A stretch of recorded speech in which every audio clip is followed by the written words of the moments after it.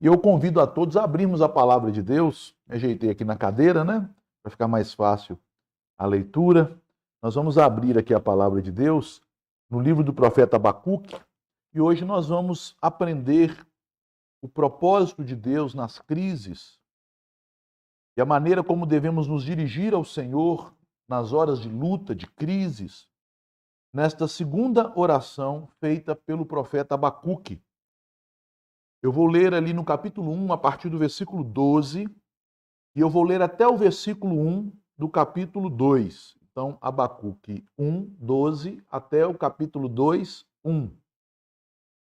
Temos ali a segunda oração do profeta, uma oração feita em tempos de grave crise. Diz assim a palavra de Deus: Não és tu desde a eternidade, ó Senhor, meu Deus, ó meu santo? Não morreremos. O Senhor, para executar juízo, puseste aquele povo. Tu, ó rocha, o fundaste para servir de disciplina. Tu és tão puro de olhos que não podes ver o mal e a opressão não podes contemplar. Por que, pois, toleras os que procedem perfidamente e te calas quando o perverso devora aquele que é mais justo do que ele? Por que fazes os homens como os peixes do mar, como os répteis que não têm quem os governe? A todos levanta o inimigo com um anzol, pesca-os de arrastão e os ajunta na sua rede varredoura. Por isso, ele se alegra e se regozija. Por isso, oferece sacrifício à sua rede e queima incenso à sua varredoura, porque por elas enriqueceu a sua porção e tem gordura a sua comida.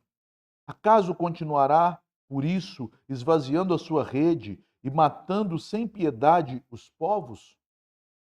Por-me-ei na minha torre de vigia, colocar-me-ei sobre a fortaleza e vigiarei para ver que Deus me dirá e que resposta eu terei à minha queixa.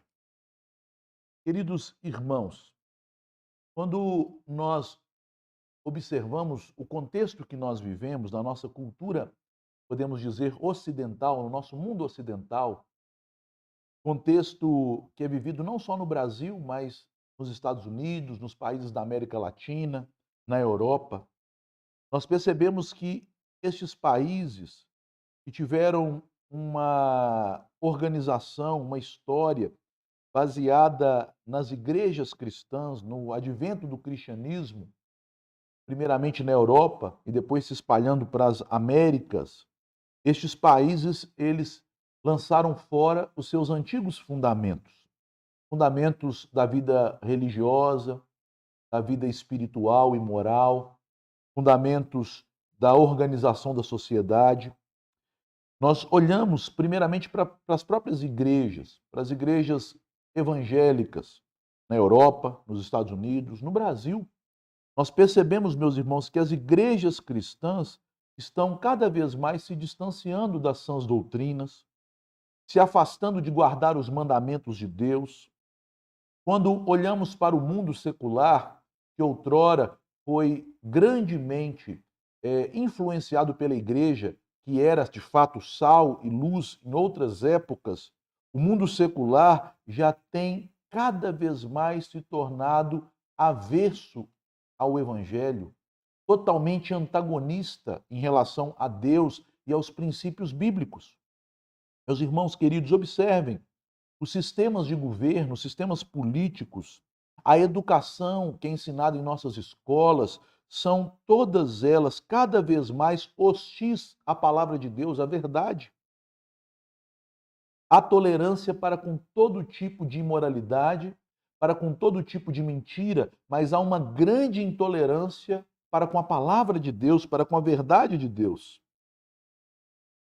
Este contexto de degradação moral, de degradação espiritual, era o que vivia Abacuque nos dias em que ele foi chamado pelo Senhor para profetizar.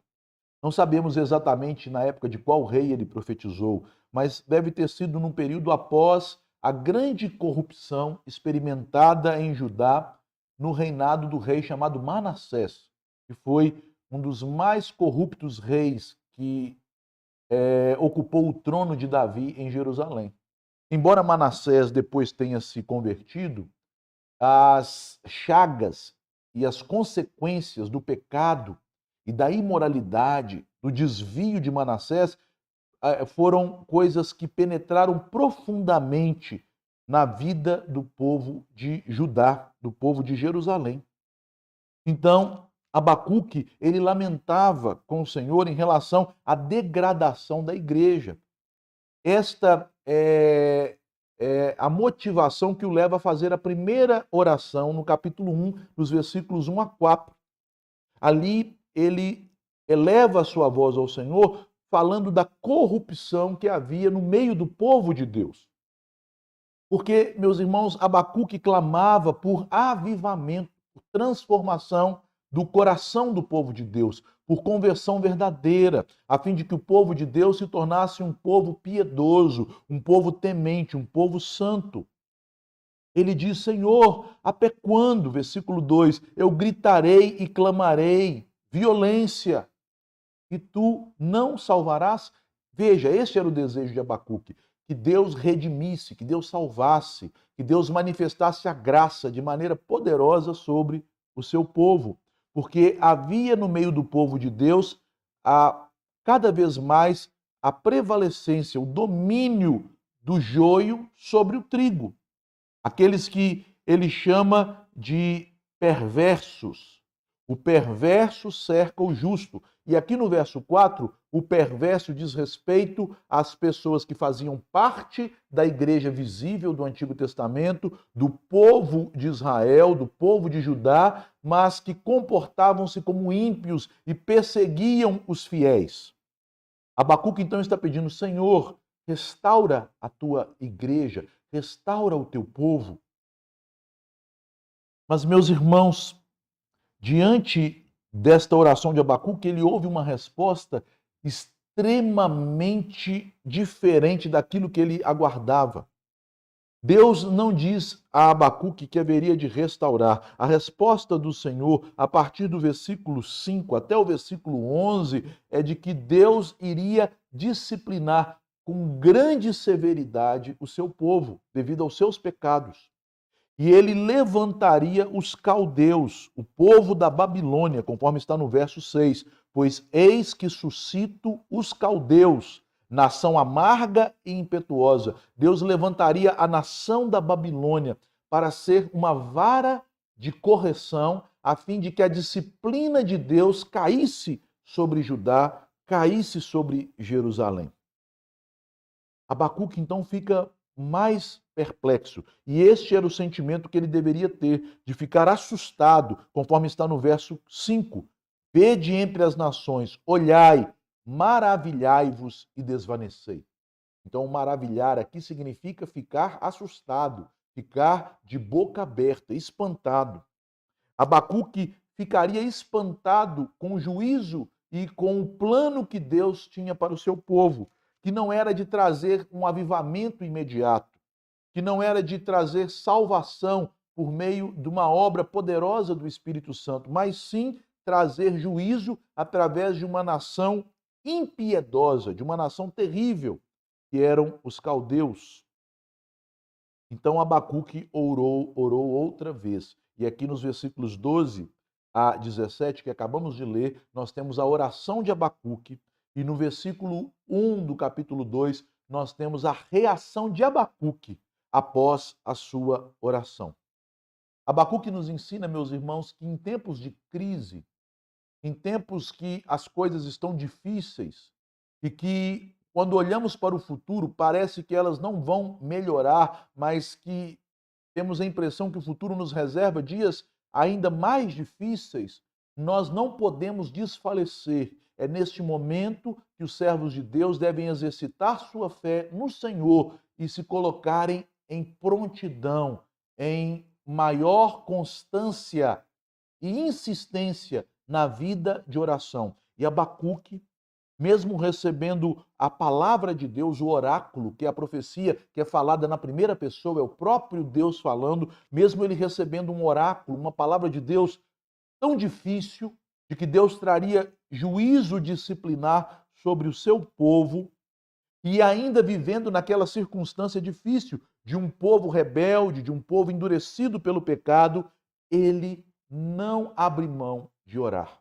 Ele não abre mão de lutar com Deus em oração. E é por isso que, conforme alguns comentaristas tratam, a própria raiz do nome Abacuque, abraçar, que é o significado na língua hebraica, indica o que o profeta faz na sua profecia, no livro do profeta. Ele abraça a Deus em luta, suplicando ao Senhor a sua bênção, tal como fizera Jacó, que abraçou o Senhor, o anjo do Senhor, dizendo: Eu não te soltarei enquanto não me abençoares. E Abacuque está fazendo isso em oração. Mais uma vez, ele se agarra ao Senhor. Ele não desanima com o oráculo que vai em uma posição diferente, em uma direção diferente daquela que o seu coração almejava, mas ele mais uma vez se agarra ao Senhor em oração e ele pede: Senhor, abençoa o teu povo, Senhor.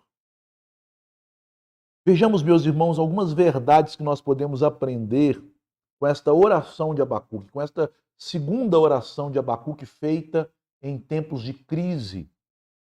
Uma oração ousada do profeta. Primeiramente, meus irmãos, nós observamos a própria atitude de Abacuque, porque Abacuque estava profundamente persuadido de que tudo o que acontecia no mundo não acontecia por acaso.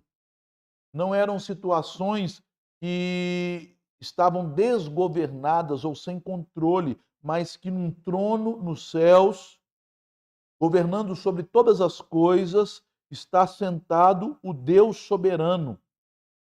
Deus é soberano sobre os eventos da nossa vida. Deus é soberano sobre os cursos da história. Isso já tinha ficado muito claro na resposta de Deus quando ele diz: Eu suscito uma nação para ser a vara da minha disciplina contra Judá e contra as demais nações. Nós vimos nas mensagens do domingo passado que Deus suscitaria os caldeus para disciplinar o Egito e também a Assíria, os antigos inimigos do povo de Deus, mas que agora eram também nações que influenciavam o povo de Deus, os levando para costumes pagãos, costumes idólatras. Deus disciplinaria Judá, Deus disciplinaria as nações vizinhas que afastavam Judá do Senhor. Deus estava no controle destas coisas. E Abacuque tinha convicção disso. Meus irmãos, algumas pessoas perguntam a nós que defendemos a teologia bíblica, que a teologia reformada é bíblica. Por que nós oramos se Deus é soberano? Se todas as coisas que acontecem estão debaixo do governo dele, mais ainda, se todos os eventos do mundo foram por ele decretados, tudo acontecerá da maneira como ele decretou. Meus irmãos, nós oramos porque sabemos exatamente que Deus é soberano. Que Deus soberano escolheu que os eventos acontecessem e tomassem determinado curso em seu conselho eterno e que neste conselho Deus estabeleceu a oração do seu povo como um meio de ação dele. A oração também está nos planos de Deus para agir e operar sobre o mundo. É por isso que Deus nos chama como seus filhos, como seu povo, a participarmos dos eventos pela oração. Muitos crentes, meus irmãos, hoje estão equivocados achando que a saída para melhorar a situação de nossa nação, das nações ocidentais, é a política. Quantos crentes se deixaram levar pelo entusiasmo político nas últimas eleições, achando que a solução para o país é a mudança de um determinado grupo político por outro? Outros ainda acham que são as questões culturais e intelectuais, o aprofundamento na cultura, que levará novamente a nação para o conservadorismo dos valores. Meus irmãos, a oração é um instrumento da providência de Deus, que foi decretada por Deus desde toda a eternidade como um meio que o Senhor usa para operar nos eventos da história. Chantry, no seu comentário de Abacuque, um teólogo chamado Chantry, ele diz o seguinte: a oração une a mente humana e a mente de Deus na realização dos poderosos atos de Deus. Naturalmente, não contribuímos com sabedoria ou poder no governo de Deus quando oramos. Todavia, a oração faz a vontade humana e a vontade divina fluírem em conjunto no processo de dirigir o planeta Terra. Percebam, alguns dizem que a oração tem poder, e isto é um equívoco. Quem tem poder é Deus. Mas o Deus que tem todo o poder atende às orações do seu povo. Por isso, muito pode a oração do justo, conforme nos diz a palavra em Tiago. Ela pode porque aquele que ouve a oração, aquele que nos ordena orar, aquele que estabeleceu a oração como meio de ação no mundo e de mudança e transformação da vida e da história, é o Deus Todo-Poderoso. A oração é um instrumento do Senhor, da sua providência, um instrumento que tem suas raízes no seu decreto, um instrumento que nos é dado pela sua graça. Todo poder e glória pertencem a Deus, mas Ele quer que, pela oração, os seus filhos sejam participantes das decisões dele no mundo. É por isso que o Senhor Jesus nos ensinou a fazer 6 pedidos ao Pai, dentre os quais o segundo é: venha o teu reino. Quando nós oramos a Deus, nós pedimos, Senhor, que o reino do Senhor, que o Senhor decretou desde toda a eternidade, se manifeste e que a nossa oração seja um instrumento do Senhor para a manifestação do teu reino, do teu domínio, da tua glória, do teu poder. Este era o conceito que Abacuque possuía da oração, porque ele era um profeta de Deus, um homem que recebeu do Senhor a revelação do alto, um homem inspirado pelo Senhor. Ele sabia que Deus, que é desde toda a eternidade, o Deus que decretou todas as coisas, o Deus que governa as nações, ele usa as orações do seu povo como causas secundárias, como meios para fazer sua intervenção na história. Meus irmãos, Deus agirá na história quando o povo de Deus clamar, quando o povo de Deus orar. E todas estas coisas estão dentro da soberana vontade de Deus, dentro do decreto eterno de Deus, dentro do governo providencial de Deus. Portanto, antes de entrarmos na oração de Abacuque, devemos entender a compreensão bíblica, a compreensão da revelação que o Espírito Santo havia dado ao profeta e que agora o motivava a orar. E ele então ora no versículo 12: não és tu desde a eternidade, ó Senhor, meu Deus, ó meu santo? Não morreremos. Ó Senhor, para executar juízo puseste aquele povo. Tu, ó rocha, o fundaste para servir de disciplina. Percebam, meus irmãos, que a primeira parte da oração de Abacuque é simplesmente uma recitação de verdades das quais ele já estava certo. E ele recita estas verdades aplicando-as à sua própria situação. O que Abacuque faz aqui é o que nós devemos fazer todas as vezes que iniciamos nossa oração. Ele adora e louva a Deus. Adorar, a palavra vem da raiz de um verbo que significa ajoelhar-se, prostrar-se. O adorar na oração é declarar aquilo que Deus é, porque é diante da glória de Deus, da sua santidade, dos seus santos atributos, dos seus títulos e nomes que nós devemos nos prostrar. Nós prostramos diante dele porque ele é santo, porque ele é justo, porque ele é eterno, porque ele é soberano, porque ele é sábio, porque ele é amoroso, ele é bondoso, cheio de graça, longânimo, enfim. Tudo aquilo que Deus é o alvo da nossa adoração. E Abacuque aqui adora a Deus. Ele diz: tu és santo, tu és a rocha, tu és o Senhor.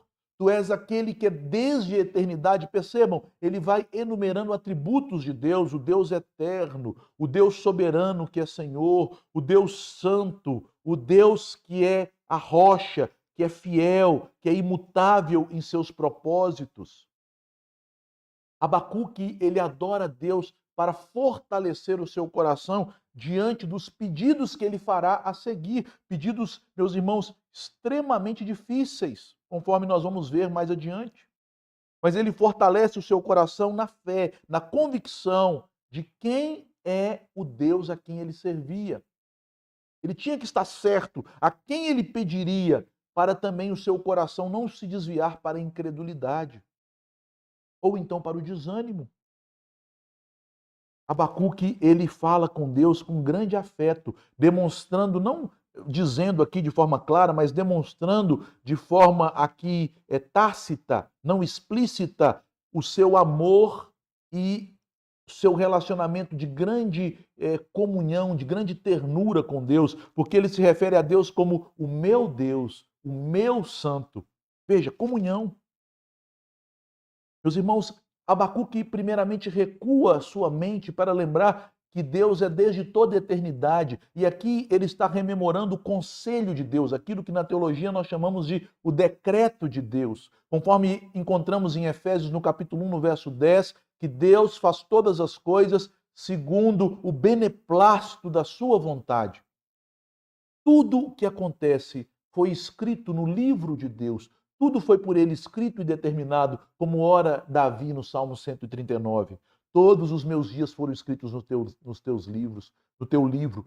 Todos os meus dias foram ali escritos e determinados. Nada acontece sem que Deus tenha primeiro, na eternidade, determinado. Então Abacuque, ele demonstra sua confiança nos propósitos eternos de Deus. Senhor, se o Senhor determinou a disciplina pelos caldeus, eu confio no Senhor, porque o teu plano é eterno. O Senhor não toma decisões no calor do momento. O Senhor tem um plano eterno que é bom, que é perfeito, que é agradável.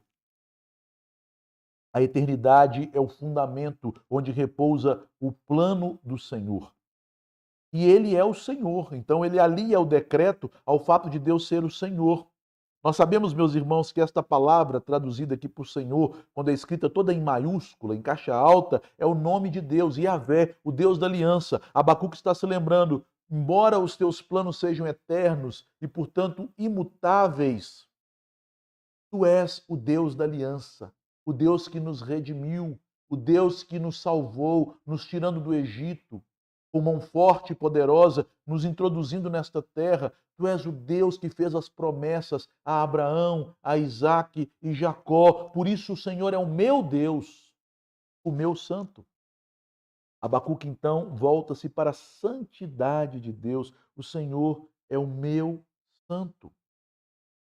Os teus propósitos são eternos, mas os teus propósitos eternos estão ligados ao teu amor eterno, porque Deus revelou através de um profeta contemporâneo de Abacuque, o profeta Jeremias, que com amor eterno te amei, com graça e misericórdia te atraí. Ele é o meu Deus, ele é Yahvé, o Senhor da aliança. E tudo o que ele faz, embora possa nos parecer duro e estranho, no momento em que acontece, tudo o que ele faz, todos os caminhos dele são justos, são verdadeiros, porque ele é o meu santo, ele é o santo de Israel. Abacuque, meus irmãos, ele adora a Deus, lembrando-se de quem Deus é, para firmar o seu coração em oração, para fazer agora uma confrontação respeitosa, reverente de Deus, para levar ao trono da graça suas lamentações, suas queixas, para apresentar ao Senhor os seus argumentos.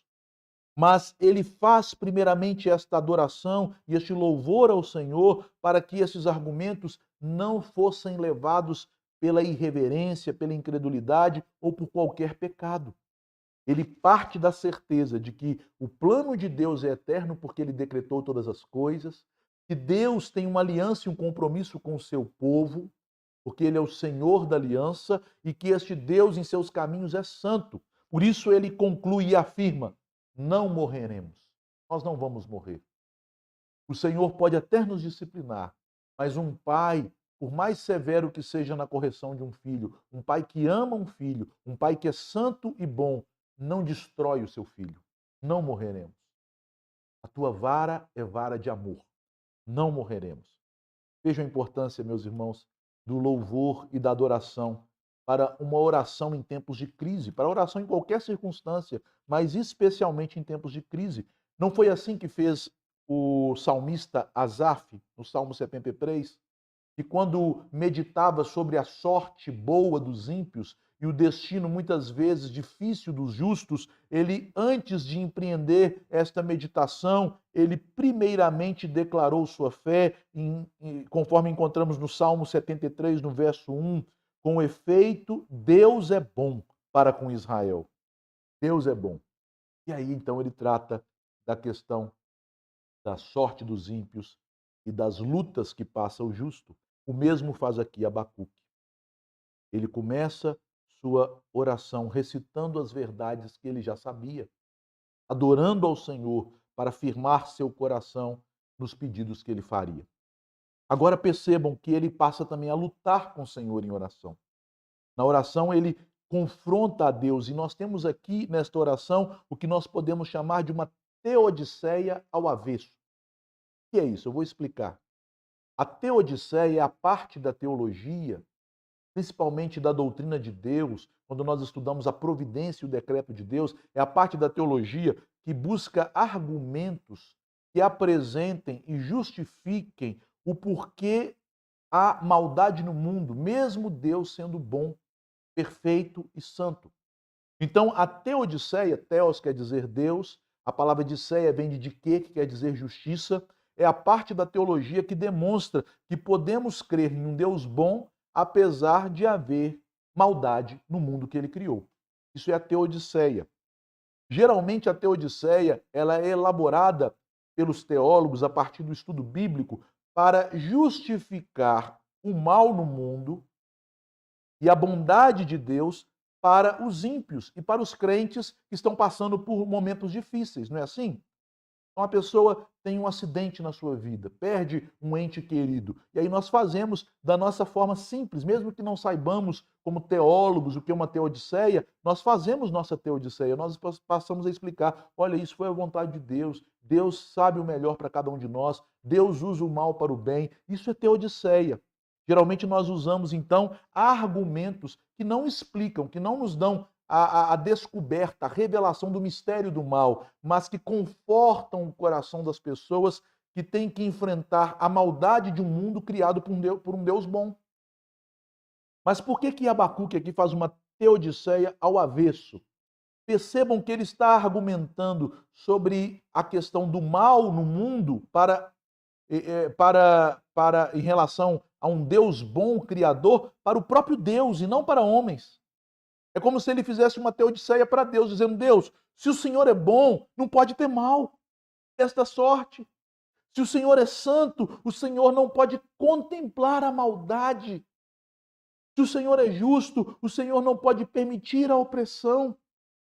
É por isso que Abacuque faz essa teodiceia ao avesso. Ele apresenta a teodiceia ao próprio Senhor em oração.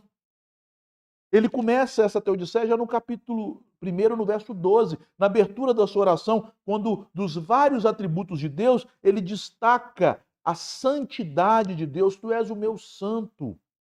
O profeta ele estava plenamente confiante de que Deus é santo.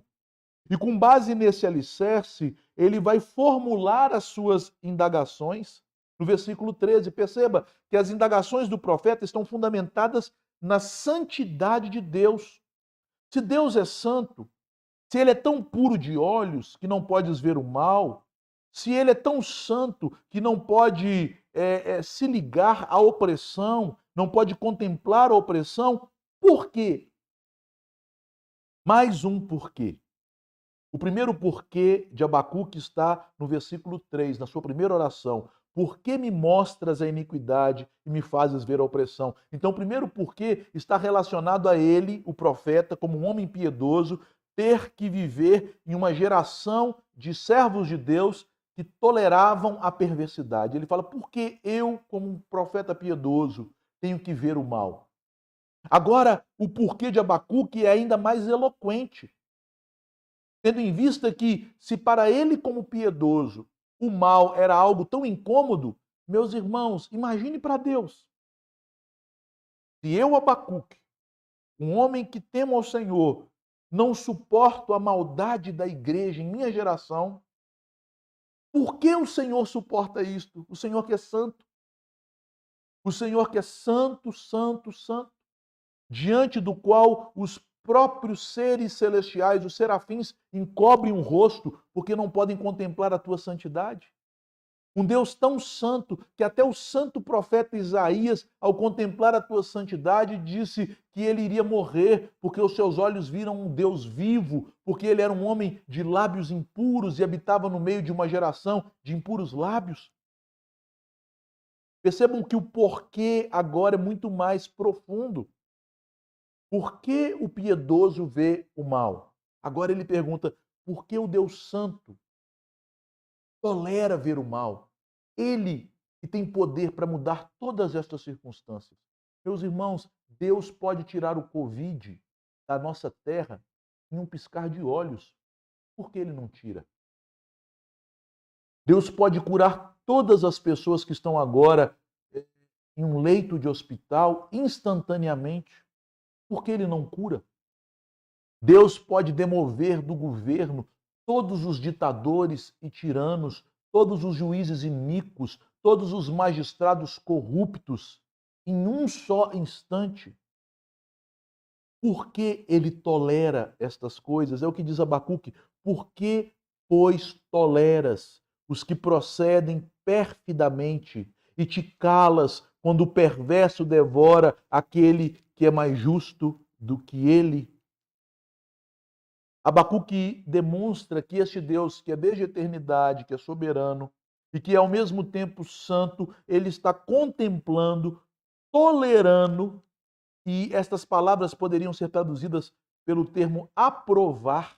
Então ele estaria aprovando estas coisas, não apenas permitindo, mas desejando que elas fossem assim. Como? Abacuque, percebam, meus irmãos, ele está fazendo aquilo que os puritanos dizem que os crentes devem fazer em oração. Ele está argumentando com Deus, usando a Bíblia para reverentemente argumentar com Deus. Senhor, tu és santo. Por que o Senhor permite isto? Percebam que a oração se intensifica também em relação ao objeto da oração, não apenas em relação ao sentimento de Abacuque como um piedoso que ora para que Deus não permitisse que ele visse a impiedade no meio do seu povo. Agora ele está orando para que, perguntando por que Deus, ele mesmo, contempla a impiedade e não age. Mas intensifica-se também o objeto, porque lá na primeira oração, no versículo 4, Abacuque fala do perverso, que é o perverso dentro do povo de Deus, o joio. Mas agora no versículo 13 ele fala do perverso, que não é mais o perverso dentro da igreja, é o perverso no mundo, que é muito mais perverso. Que é muito pior, é o caldeu. É a nação que não é hipócrita como os falsos crentes, que são hipócritas, que dizem adorar a Deus, que louvam a Deus com os lábios, mas que o coração está longe dele. Não, estes aqui, eles têm o seu próprio Deus. E percebam que na adoração, Abacuque está contrapondo o Deus verdadeiro ao Deus do perverso, que está lá no verso 11. Quem é o Deus do perverso? O poder é o seu Deus. Meus irmãos, os ímpios, eles adoram a si mesmos. Todo ímpio é um adorador do seu próprio eu. No entanto, os deuses dos ímpios nada mais são do que projeções do seu eu. Eles adoram o prazer e personificam o prazer como um deus. Os gregos chamavam de Afrodite. Os romanos chamavam de Vênus. Eles adoram o poder e personificam o poder como um deus. Júpiter, Zeus, Thor, Odin. Eles adoram a força e personificam a força da guerra como um deus, Marte. Eles adoram o dinheiro e chamam o dinheiro de seu deus, Mamon. O poder era o deus dos ímpios. Eles adoram a si mesmos. Eles colocam nas coisas do mundo e nas suas capacidades aqueles atributos que pertencem somente ao soberano Criador. Eles dizem, eu tenho poder para conquistar e para ser feliz. Eu ajo da maneira que eu quiser, eu obterei o que eu quero, enquanto o piedoso Abacuque diz, Senhor, Tu és o Deus eterno, os Teus planos são eternos, Tu és o Senhor, Tu és Deus, Tu és o Santo, Tu és soberano.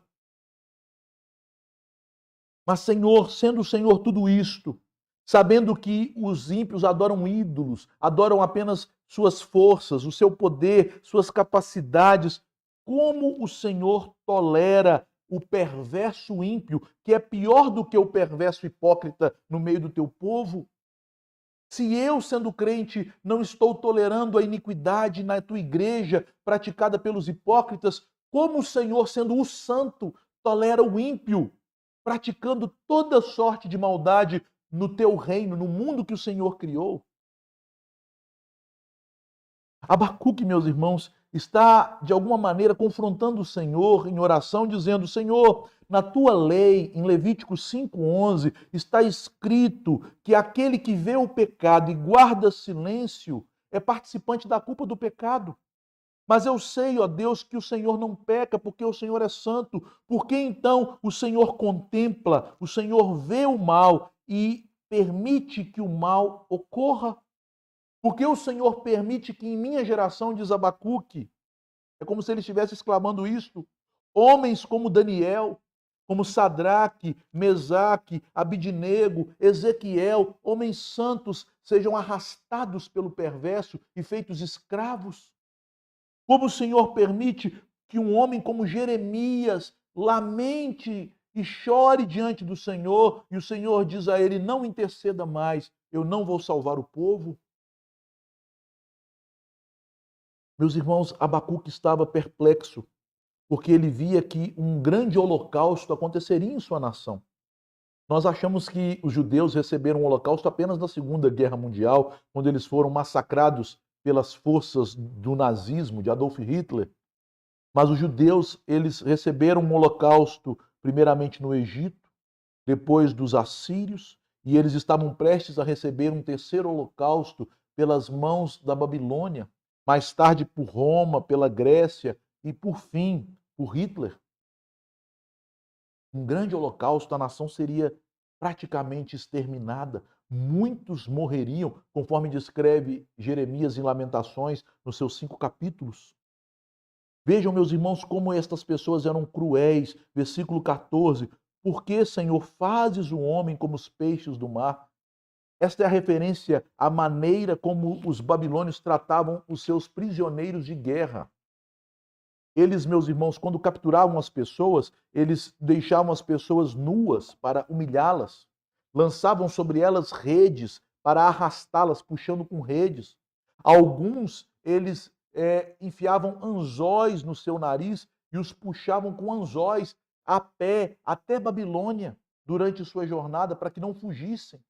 Eles eram amarrados e puxados como anzóis. Então, diante da crueldade e da maneira terrível como os caldeus tratavam os seus inimigos, as nações dominadas, aqui o profeta, em sua oração, faz uma comparação dos caldeus com um pescador. Mas não um pescador que vai ali por hobby pegar um peixe para se alimentar, mas aqueles pescadores que arrasam o rio. Os irmãos aí de Pirapora têm o conhecimento melhor do que eu, né? Da pescaria. Vocês vivem aí à beira do grande rio São Francisco. E nós sabemos que há pessoas que de fato pescam para a sua manutenção, para o sustento da sua família, mas outros vêm com grandes redes, atravessando o rio e saem levando tudo. Era assim que se comportavam os caldeus. Eles não perdoavam, eles arrastavam, eles consumiam. A rede era uma rede varredoura, isto é, uma rede que se estende nas duas margens do rio e vem varrendo o rio com a sua malha fina, pegando toda sorte de peixes, não deixando que nada escapasse da sua crueldade e da sua cobiça. Eles são descritos, então, os inimigos nos versos 14 e 15. E o profeta, então, ora contra esta mais profunda depravação humana que seria realizada pelos seus inimigos ao esmagar as nações com crueldade, com maldade. Porque, meus irmãos, tudo isto eles faziam, e mais uma vez, então, o profeta menciona o Deus deles, movidos pela idolatria, a idolatria do próprio eu, versículo 16. eles oferecem sacrifício à sua rede e queimam incenso à sua varredoura, a sua rede, que é aquela rede que cobre toda a extensão do rio, de uma margem à outra, que varre o rio, aquela rede de malha fina que não deixa passar peixe algum. Mais uma vez ele diz que eles idolatravam o seu próprio poder militar, eles idolatravam o seu orgulho. E Deus, em tudo isto, não apenas permitia a ação do mal, Deus era o agente por trás desta ação, conforme está no verso 14. Por que fazes, Senhor?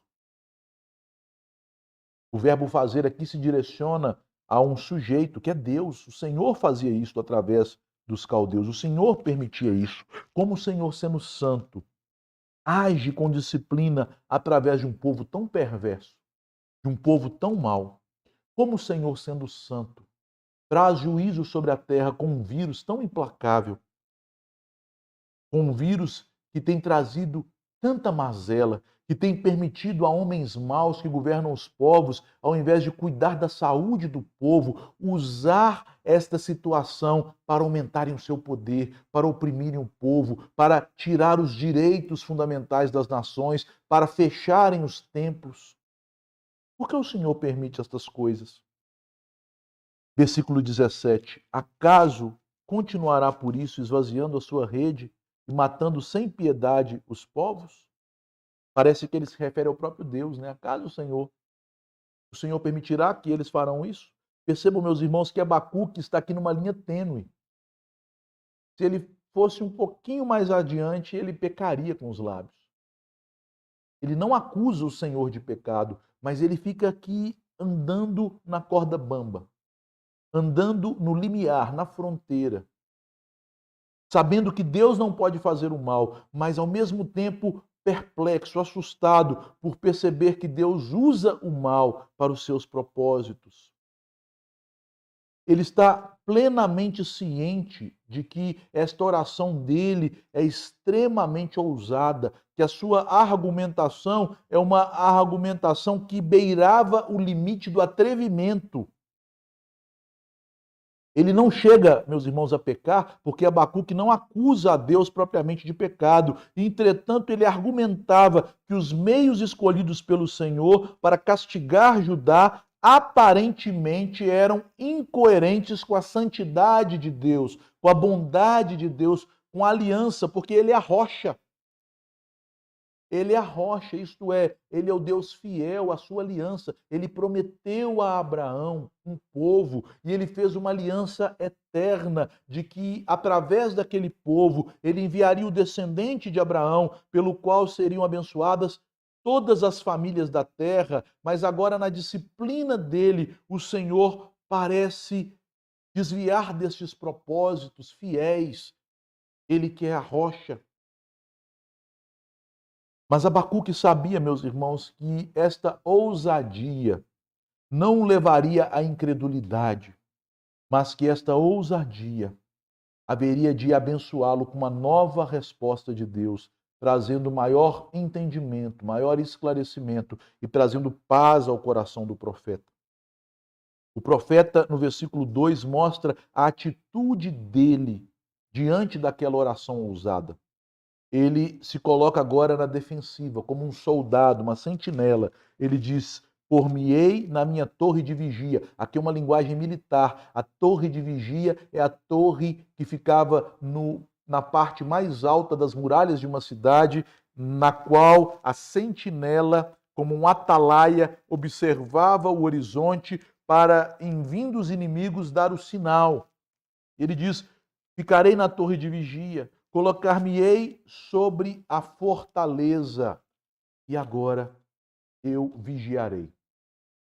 Meus irmãos, Abacuque está dizendo: apesar, Senhor, de eu não entender os teus planos e os teus propósitos, apesar de eu saber que tu és soberano sobre todas as coisas, e que o mal que tenha cometido o teu povo, a tua igreja, seja algo que não foge ao teu controle, apesar de eu saber que tu és santo, e sendo santo, o Senhor tem contemplado esta injustiça e tem usado essa injustiça para cumprir os teus propósitos. Eu espero no Senhor. Eu esperarei no Deus que me dirá a resposta, que me dará o entendimento da minha queixa.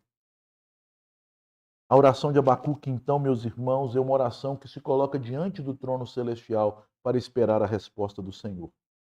Nós veremos o início desta resposta hoje à noite, mas nós não podemos deixar de mencionar, meus irmãos, por que Abacuque poderia confiar que um Deus santo, que um Deus que tem todo o poder, porque o seu plano é desde toda a eternidade, que um Deus que é a rocha, fiel às suas promessas, ele permite e usa o mal para cumprir os seus propósitos, e mesmo assim este Deus é bom. Como um cristão pode ter esperança em tempos de crise? Como um cristão pode orar em tempos de crise e confiar no Senhor? E a resposta, queridos irmãos, é tão simples. Abacuque vai receber esta resposta que nós já sabemos. A resposta é Cristo. A solução para o problema do mal não é uma solução teórica ou filosófica. A solução para o problema do mal é o fato do próprio Filho de Deus ter se feito como um de nós, assumido as consequências do pecado, fazendo-se carne e levando sua vida para ser entregue na cruz, onde todo o mal, toda a perversidade, toda a desgraça que acomete a humanidade foi lançada sobre ele, para que nele nós tenhamos esperança, para que nele nós vejamos a santidade, a justiça, a bondade, enfim, toda a glória dos atributos santos de Deus. Abacuque, como um profeta, conforme nos diz Pedro, ele estava aqui tateando coisas que nós já vemos claramente. Ele estava tateando diante das circunstâncias históricas que ele vivia para poder indagar a respeito de Cristo, da sua obra e da sua pessoa. E Deus, na sua infinita graça, vai falar sobre Cristo para Abacuque a partir do verso 2 do capítulo 2, como nós veremos hoje à noite. Cristo, meus irmãos, é a resposta que Deus tem para o problema do mal. Cristo é a nossa esperança, porque as coisas neste mundo não se resolvem aqui, neste mundo, mas elas se resolveram na cruz e elas vão ter sua consumação na manifestação do glorioso reino de Cristo. Enquanto estamos vivendo nesta terra, Deus usará inclusive a ação dos maus e dos perversos para produzir os efeitos que culminarão na manifestação da sua glória, da sua bondade, do seu poder e do seu amor em Cristo Jesus. Abacuque ora, ele vigia, ele espera, e por isso Deus haverá de dar a ele uma revelação mais clara da pessoa de Cristo, daquele que viria para realizar a redenção nossa e de Abacuque. Meus irmãos, esta é a aplicação que eu gostaria de fazer.